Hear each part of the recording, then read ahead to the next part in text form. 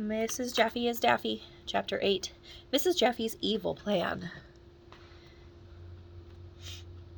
After we dried off and changed our clothes, it was time for lunch in the vomitorium. Me and the guys sat at one table. Andrea and her girly friend sat at the next table. Mrs. Jaffee was walking around with a basket. "Who wants a hardtack?"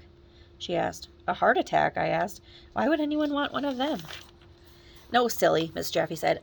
"Hardtack is a kind of cracker that soldiers ate during the Civil War. It's made from flour, salt, and water. I baked this batch myself, you betcha." Hardtack sounded disgusting. Ryan said he would try a piece because he will eat anything, even stuff that isn't food.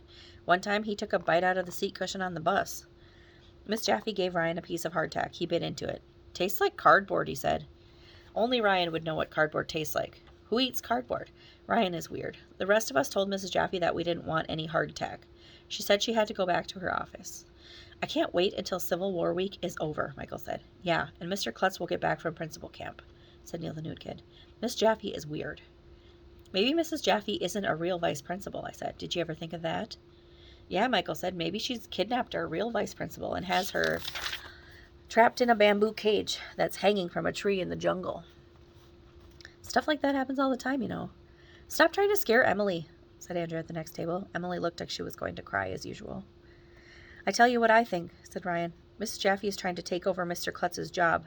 She didn't send him to principal camp so he could be a better principal. She sent him to principal camp so she could have him murdered."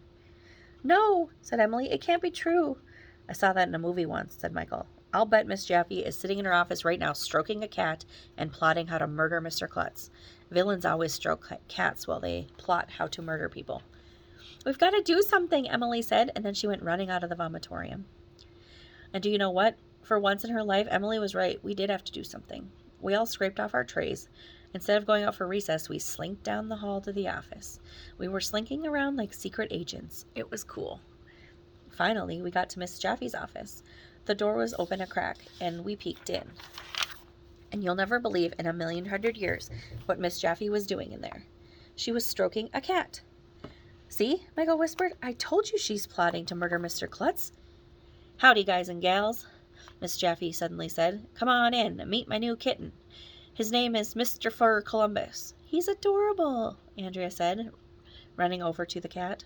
"No, he isn't," I said. "The cat is evil, and you, Mrs. Jaffee, will stop at nothing to turn your evil plan into a reality." "Huh?" Mrs. Jaffee said. "What evil plan?" "You want to be principal, don't you?" asked Michael. "Well, someday, maybe. Yes, I suppose," said Miss Jaffee. "Aha!" Ryan said. "You admit it. You sent Mr. Klutz away to be murdered so you could take over the school." "That's silly," Miss Jaffee said. "I told you Mr. Klutz is at principal camp." "Liar!" I shouted. "Here, I'll prove it to you," Miss Jaffee said, pulling a piece of paper from her desk drawer, and this is what it said. "Dear Mrs. Jaffee, I'm having a wonderful time at principal camp. This morning we made lanyards. We also had rock climbing, archery, and parachuting. I hope to learn how to swim tomorrow. I never learned when I was a boy. Tell the kids I miss them. Sincerely, Mr. Klutz." There was also a photo of Mr. Klutz paddling a canoe. "See?" I said, "Andrea, I told you they have canoes at principal camp." "Well, I guess you're not planning to murder Mr. Klutz after all," Michael said. "Oh, of course not," said Miss Jaffee. We all stroked Mr. Fur Columbus before we left, but I didn't trust either of them for 1 minute. I was sure Mrs. Jaffee had something up her sleeve, and not just an arm. I mean, everybody has an arm up their sleeve, except for that Stonewall Jackson guy.